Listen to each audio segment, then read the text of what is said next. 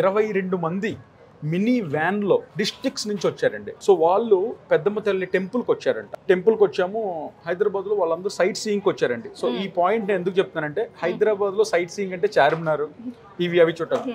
వారాహిని ఒక పాయింట్ కింద పెట్టుకొని వస్తే ఆ రోజు నేను అనుకున్నాను గెలిచేసాం. ఒక రామోజీ ఫిలిం సిటీనో, ఒక చార్మినారో, ఇంకొకటో షాపింగ్ పాయింట్స్ లేకపోతే విజిటింగ్ ప్లేసెస్ కింద పెట్టుకొని వస్తాం టూరిస్ట్. వాళ్ళు ఒక డిస్టిక్ నుంచి వచ్చి పెద్దమ్మ గుడి దగ్గరికి వెళ్ళి దగ్గరే వారాహి సిల్క్స్ ఉంది, మనం అందరం వెళ్ళాలని చెప్పి అందరూ వచ్చారు.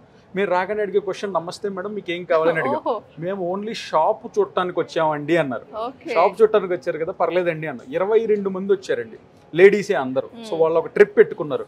ఆ 22 మంది షాప్కి వచ్చిన తర్వాత నా కళ్ళల్లో నీళ్ళు తిరిగి, అంటే ఇంతకంటే ఒక ఓనర్కి కానీ ఒక ఫౌండర్కి కానీ అంతకంటే ఆనందం ఏముంటుంది. ఒక షాప్ చూడటానికి వచ్చామండి, మీ వీడియోలు చాలా చూసాం, ఒక్కసారి ఆ షాప్ను చూద్దామని వచ్చాను.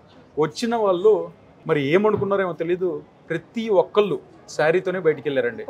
లేడీస్ అందరూ ఒకళ్ళకొకళ్ళు వాళ్ళు అనుకున్నారంట, బయట అడిగారు చూడటానికి రావచ్చా అని అడిగారంట.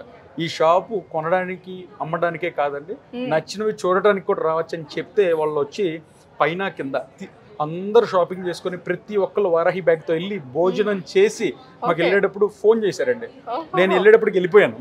ఫోన్ చేసి మీ షాప్ చాలా అద్భుతంగా ఉంది, మీ ప్లాన్ ఎలా ఉందో తెలియదు కానీ భోజనం కూడా మీ దగ్గరే చేసాం, ఎప్పుడు మా ఇంట్లో ఏ శుభకార్యం జరిగినా మీ దగ్గరకు వచ్చి కంపల్సరీ పట్టుచీర కొనుక్కొని వెళ్తామని చెప్పారు.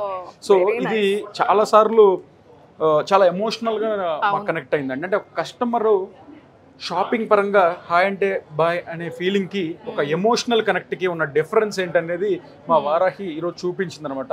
అందుకే ప్రతి కస్టమర్ని అలా ట్రీట్ చేయటం వల్లే మనం ఈరోజు ఇంత త్వరగా జనాల్లోకి మార్కెట్లోకి వెళ్ళగలిగాం.